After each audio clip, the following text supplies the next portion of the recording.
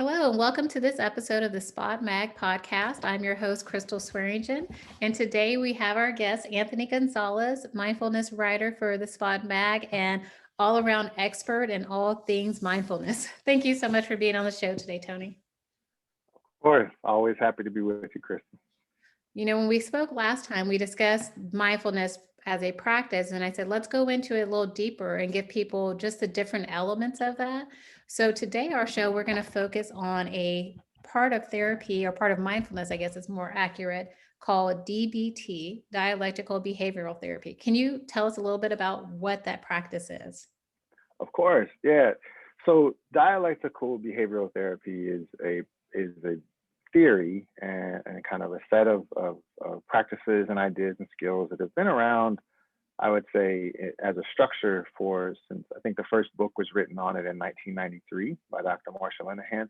But she was doing research on it all the way through the 80s. And the foundational principles of DBT have been around for eons. The idea that we need to find a sense of balance in our lives, in a sense, because that's by definition, that's what dialectics are. The word comes out of the idea that things that are in conflict can both have truth. The idea that there is no necessarily sense of right or wrong or good or bad, positive, negative. It's really more around trying to find the truth in a lot of different perspectives, and as many different perspectives as possible, because we often find ourselves struggling with attachment to one sole perspective and without finding truth or validity or understanding and curiosity of other perspectives. And then the idea of behavioral, so dialectical behavior goes into, okay, how do those thoughts and feelings then translate into how we act and how we interact with the world around us based upon what we think and feel. And so what kind of a long-winded answer to your question was how that comes into mindfulness is what she found in her research when she was working, and it was developed because she was working with people with high impulses for suicide that really struggled with the idea of I want to be alive and I see quality in my life. Because at the time when she was doing this research, nothing was working with these people. Like all the standardized therapies we had at the time were just not effective and weren't working. So she started using some of the strategies that she had developed through her own work and her own understanding of Zen philosophy from Eastern traditions, and said, how can we structure this into a Western kind of protocol therapy? And what she found was that if she pushed too hard on change, which is kind of what a lot of therapy was about in the 50s, 60s, and 70s, right? Oh, you have a problem? Work on changing it. Problem, find a solution. Have a problem, find a solution. What you found was, like, not every problem in our life has a concrete solution. Or if I don't feel I'm capable, or if I don't feel I'm have the capacity for change, and then you tell me to change, what do you think I think to myself? Like, there's something wrong with me. I feel like I'm a failure. Yeah. So that makes me want to die more. Or, so she said, okay, then I'm going to shift it up.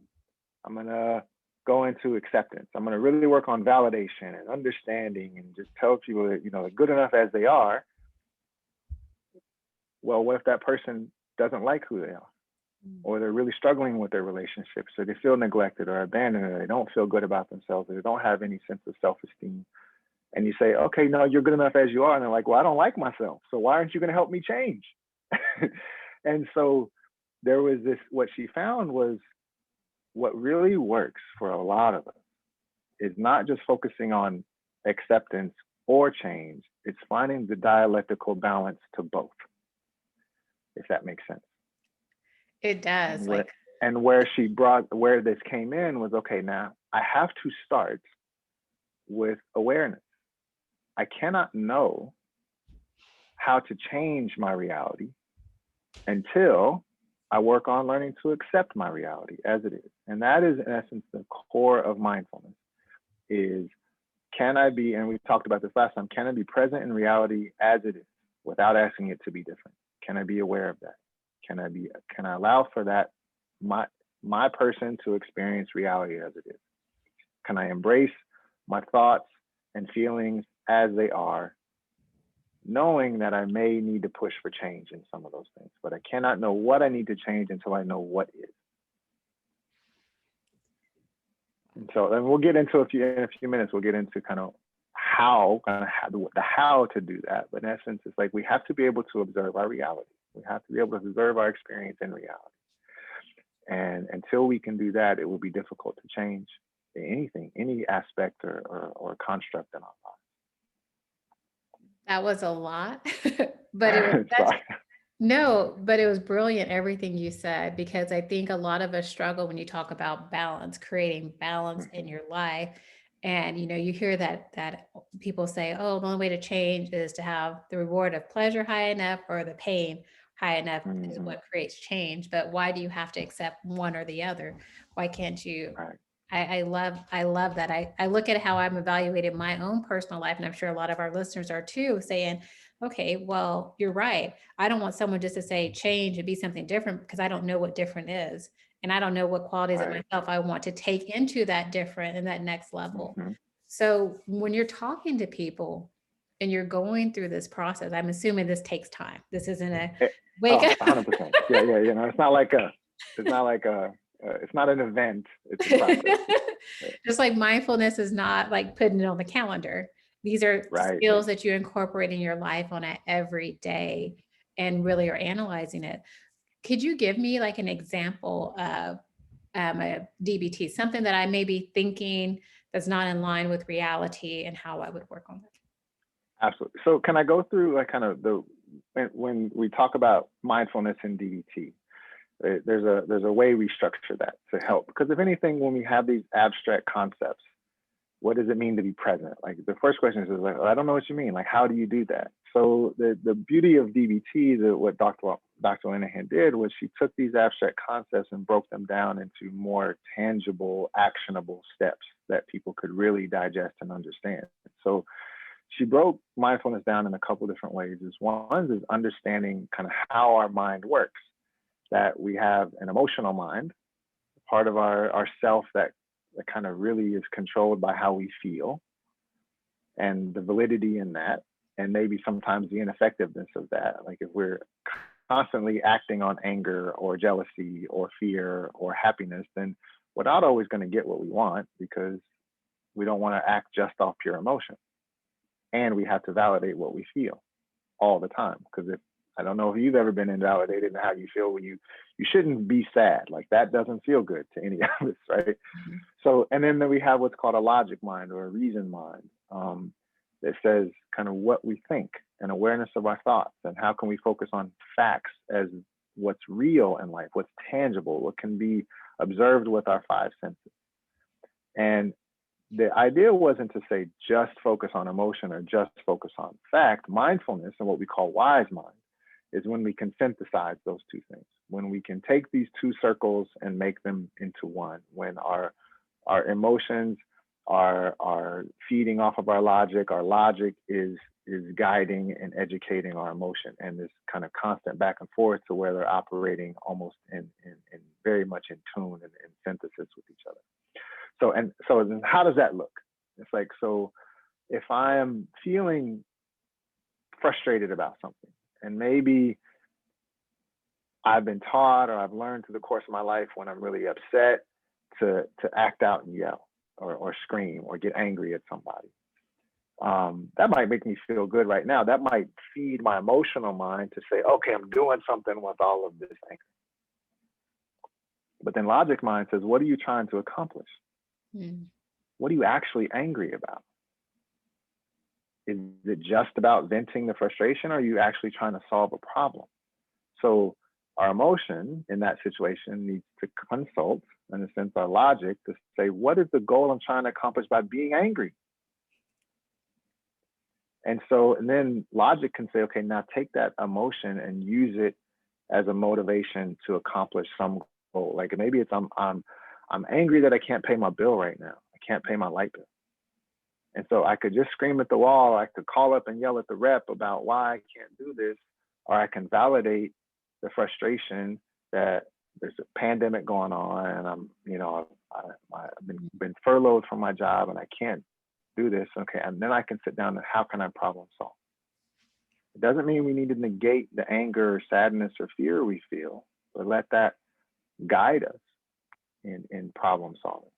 Because if we say it's all too often times when you shouldn't feel this way, or we go into judgment of ourselves as, oh, I put myself in this position, that again, while there may be some element of the emotion that's true, it doesn't actually guide us in what to do with it. Does that make sense? And kind Yes. of, I don't know if that's kind of what you were asking, but this balance of kind of nurturing our emotion and nurturing our logic and letting them inform each other gives us a deeper sense of self-awareness and helps us really actually kind of be mindful of what is, because if we're just focusing on one and we're neglecting the other, then we're actually not really attending to our full self. So the example you gave, I think makes a lot of sense.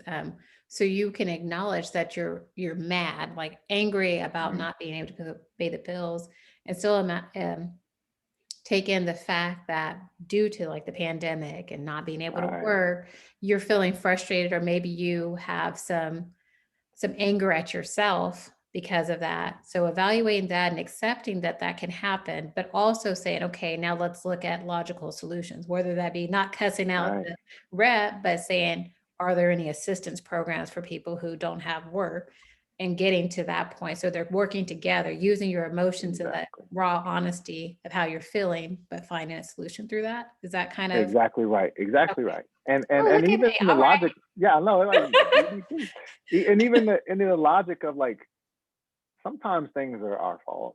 right. Of And course. sometimes we are experience the byproducts of reality. Like to kind of feel that sense of frustration just because we're in it right now. And just we were talking before we started, the kind of the broad scope of consequences people are facing because of the pandemic. Like that's not your fault. Yeah. uh, and to kind of validate the emotional part of this, like the fact is it was not my fault that the industry that I'm in, or the business sector that I'm in, or the company that I work for, or the business that I just started has been profoundly affected by this. That is a fact that is beyond my control, and if my logic mind doesn't connect with that, then it's going to be really easy for the emotional part of us to go down that well of self-pity or anger itself or judgment of self, or I didn't do enough, or and all that kind of where our mind starts to go when we're judging. The other element I was going to, and I'll get into this maybe a little later, but it's the idea of non-judgment. To me, that is one of the core elements of not only mindfulness in general, but that DBT really emphasizes is, can we move away from judgment of self and judgment of reality, meaning labeling as good, labeling as So bad, hard. labeling as right, labeling as wrong. You're absolutely right. It's incredibly hard because we're conditioned that way as society. And even part of our brain is conditioned to label as a protective outlet. Mhm. Like if that's bad, then I avoid it, then I'll be safer. And so there's a part of our survival mechanism that wants to gravitate towards that. But the problem with that is that when it's in the context of where we've come from, our lives, our self-esteem, our emotional process, that might be overextended, that we might use those judgments and limit our lives. Yeah. Because what happens when I start to judge myself is I'm too stupid, or I'm not good enough, or they won't want us, or I'll be a failure. Like we're anticipating these things because we judge ourselves, then we could potentially miss opportunities or not exercise our full capacity as business people or as parents or as partners or even just for ourselves because we've already labeled it as a failure or not good enough. I want to share an incident that happened to me this week. Just kind of, you know, even those who are doing a lot, because I know a lot of people see that I own a real estate brokerage and I have a cafe and a baking line in the magazine. There are so many moments where I get caught up in that. Like I was on a conference call with fellow realtors because I'm on the board doing some board committee work. And I'm looking at everyone like, oh, I sold this many houses this year and I've only been in 2 years. And I'm like, Jesus, they did way better than I did. Like, I should be selling way more houses. I've been doing this for 14 years. Like, how in the world are, I'm like, oh, well, their husband must be a builder. Or, I Hmm. try to devalue their accomplishments so I can feel better that I didn't do. But then I had to sit back and really get out of the emotion of jealousy and Yep.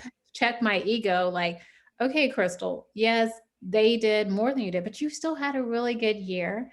And Yeah. I have to also be in the reality is that I run 3 other businesses. That's right. So for me And a to have, family.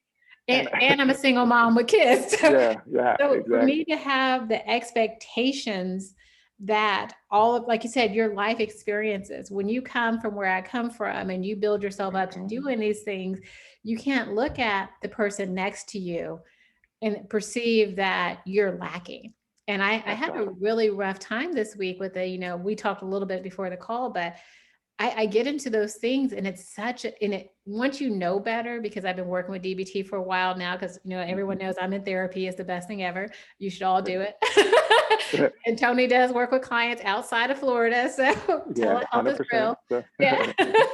um, but it's when you know better, it's easier to snap out of it. Cause I was like, I'm sitting here pitying myself when I've had a really good year. We've stayed right. healthy, all these things.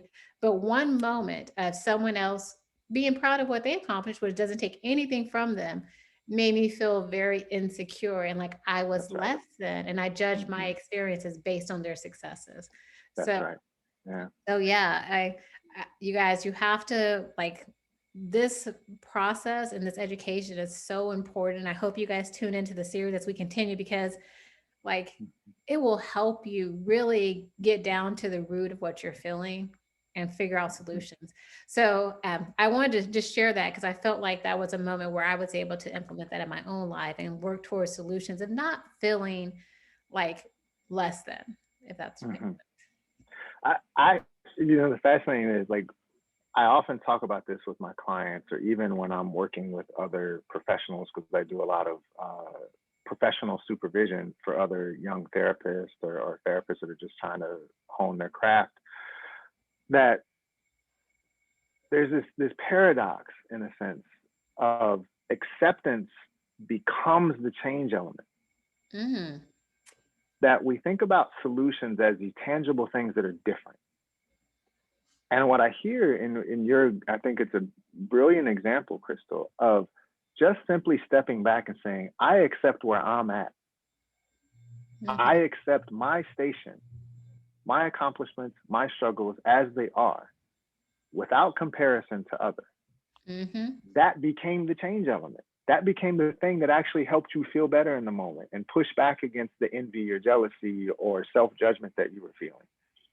And when we can allow for that mindful acceptance of self, a mindful acceptance of reality as it is, even without trying to change, Yes. it creates, and it creates as the element of change, kind of just unintentionally, when we stop trying to force reality being different than what it is right now in this moment.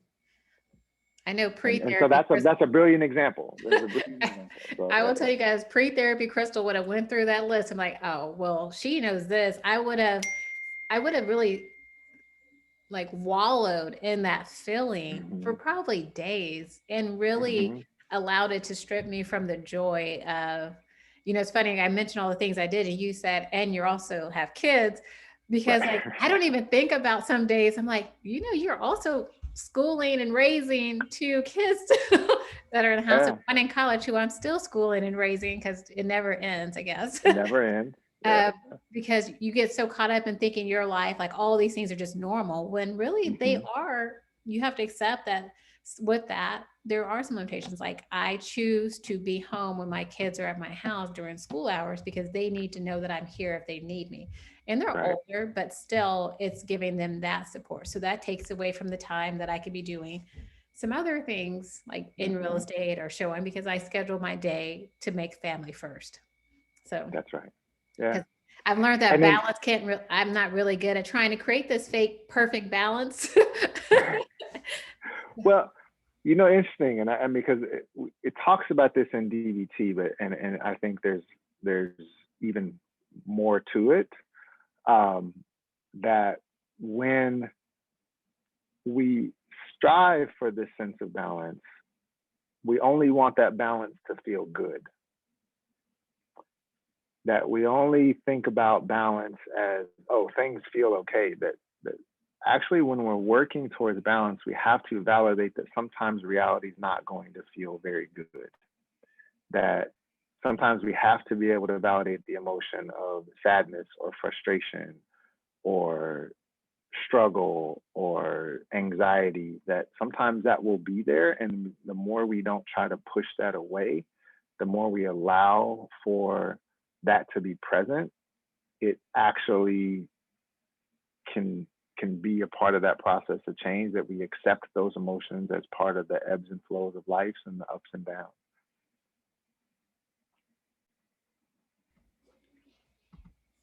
I think that I was like, I'll just keep talking because I don't know where she went, but I straight up did a wardrobe change. There we go. So love it. Speaking of accepting things the way that is a you beautiful need to, design. It is. We talk about, like you said, acceptance can be part of the change element. And, when I get to those moments where I'm feeling like I'm not doing enough or being enough or showing up in my best way, I get anxiety. And I told Tony before the show, I'm like, I have a sweatshirt somewhere that I bought from your wonderful company, Psyche Signature. So we're kind of sidetracking for a second, but I didn't know where it was. So I sent a message to my kids. I'm like, has anyone seen my sweatshirt? My youngest had it in her closet. So I guess she has claimed it for her. So I'll be ordering one for her. I just say we'll have to get another one for her. Exactly. Because I think that more and more people are starting to understand that the idea of being the perfect mom and the perfect employee, like all the books I read when I started my real estate career were about how to balance, create perfect balance and do all these things. And sometimes when you can't create that, it makes you feel more of a failure than just trying to achieve, like in the moment, some form of synchronicity between like you said, the emotional mind and the logical mind. What you call that, the wise mind? Yeah, when they're in synthesis, which we work towards being in wise mind as much as possible. Yes.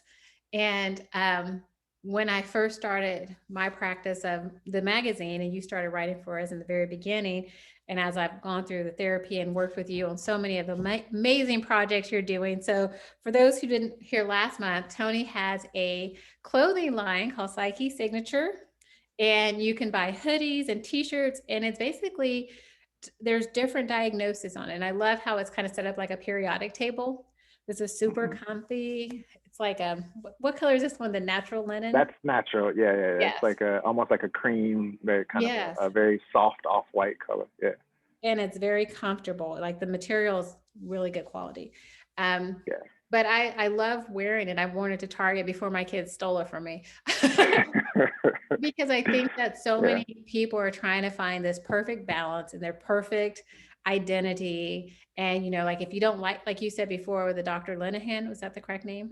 Who created the practice, people were either trying to change themselves or saying, just accept yourself, and finding the way to maybe do both of those or finding elements of both. But I love this because I wear this and my mom's like, why would you wear something so people can see that you have anxiety?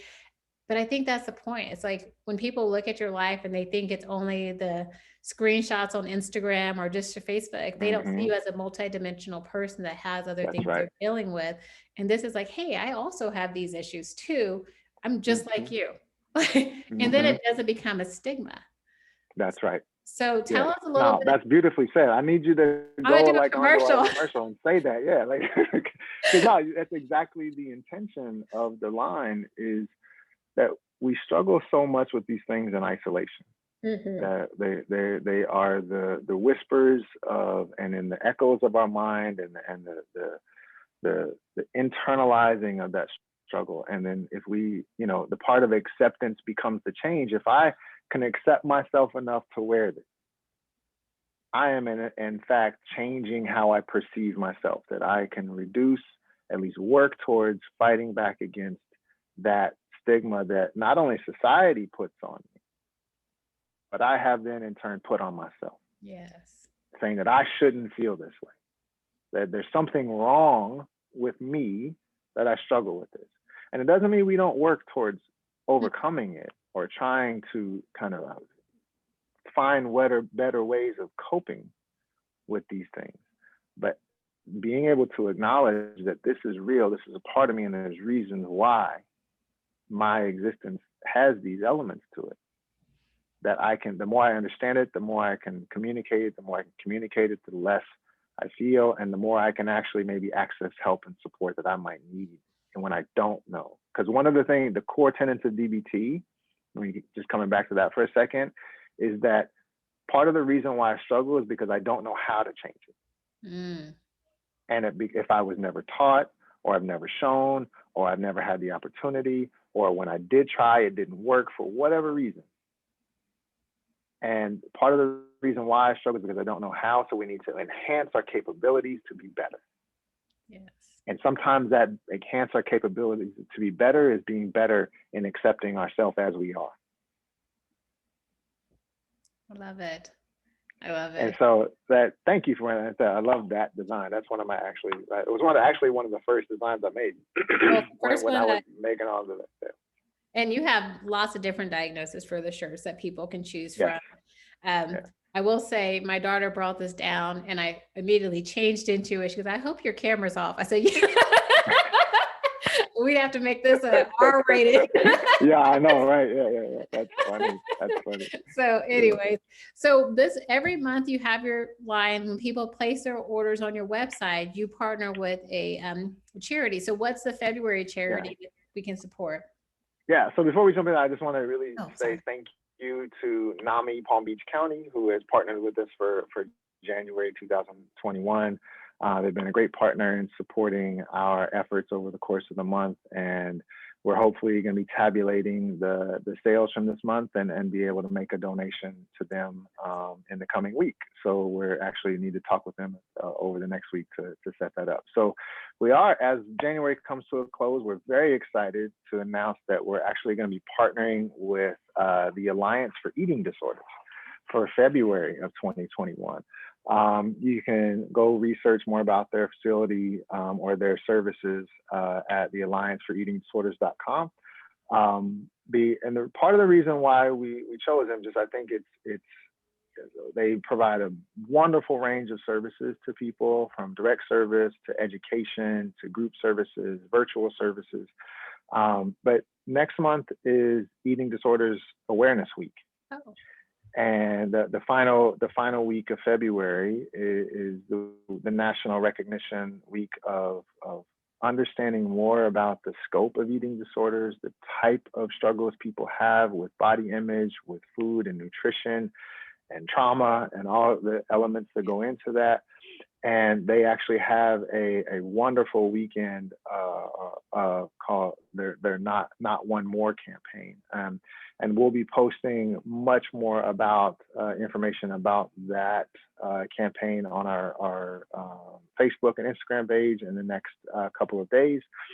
And we're actually very excited that we have actually created a unique design specifically for Psyche's partnership with the Alliance. So there'll be a unique design that we've created that we're going to unveil to them in the coming week. We just put the orders in for the shirts today. So we're going to be unveil that, and we're going to be selling those on our website. And again, just like with all of our partnerships, 5% of our total sales for the month will go directly to the Alliance and the services, the direct services to clients that they are, communities that they offer. We're hoping that we're going to raise more awareness, because I think it's one of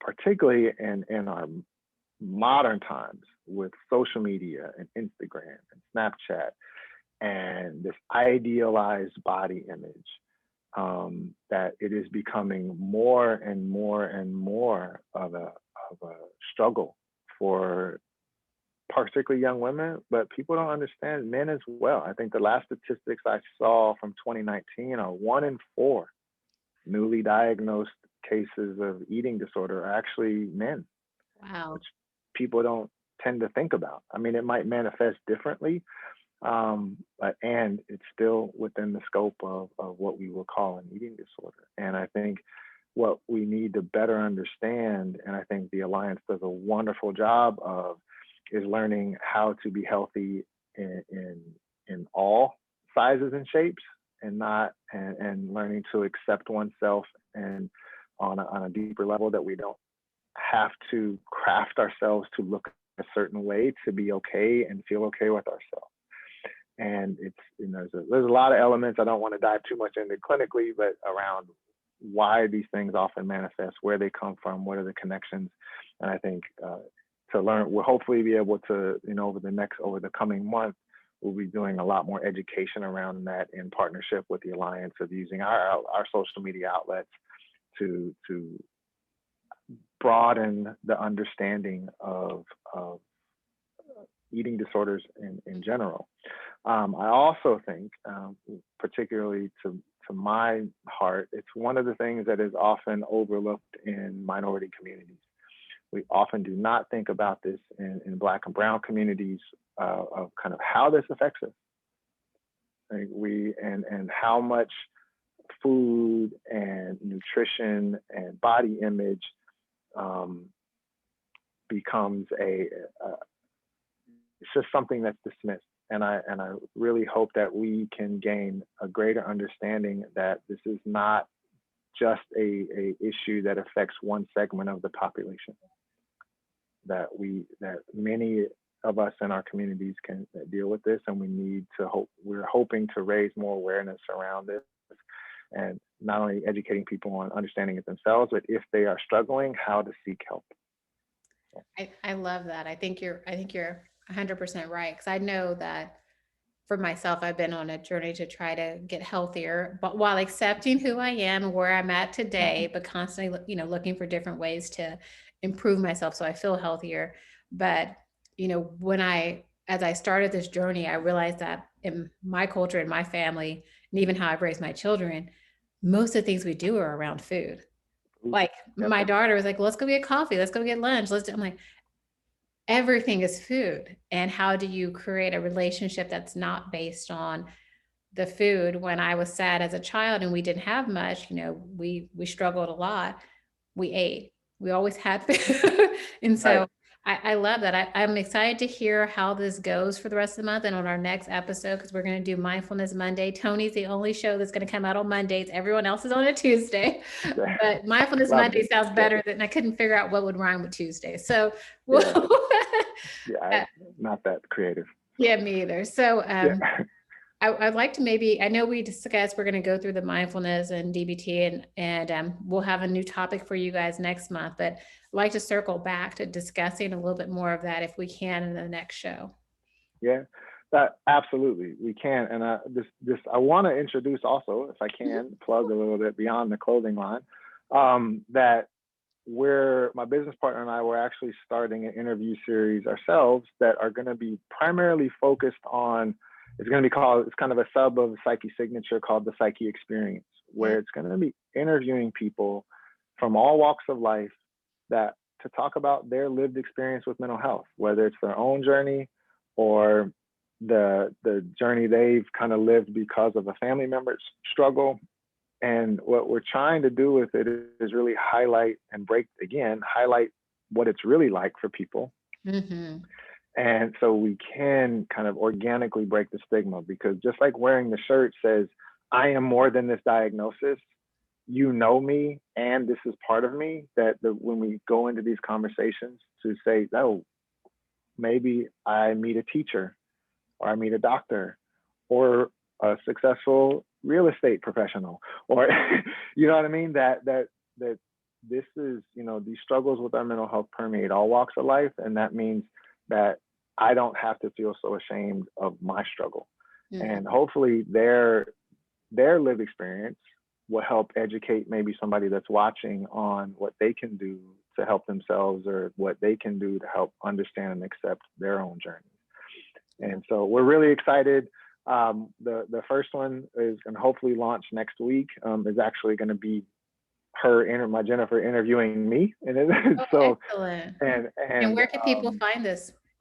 So we're going to start. It's going to be primarily on our Facebook and Instagram page. It's the Psyche Signature on both Facebook and Instagram. And we're likely going to be posting it on our YouTube channel as well. So we're really excited about it. We have about 12 interviews lined up so far over the next, hopefully we're going to try to do it every week. I'm not sure exactly how that's going to work with the schedule, but that's our goal.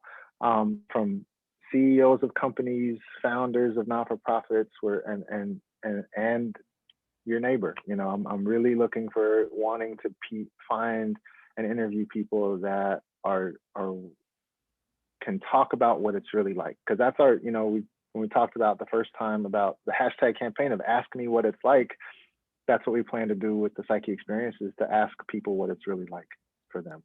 Well, I'm excited to tune into that and maybe be a guest on it. that is the hope. Yes. And we'll definitely be promoting it on our Instagram stories and everything too, because I love what you're doing. I love partnering with you on all these things, because as women, successful women, entrepreneurs, or just women who are building their businesses, working for someone else, we all struggle with so many things of self-worth, doubt, balance, and you've really helped us kind of identify and not feel that guilt that it's kind of permeated through our society. So yes. I'm so thankful to have you on the show. Thank you so much. I'll be wearing my hoodie the rest of the day and making sure I hide it from Hallie, because I don't know how she got it. She doesn't even do laundry. Thank you again. Thank you, Crystal. Always a pleasure being with you.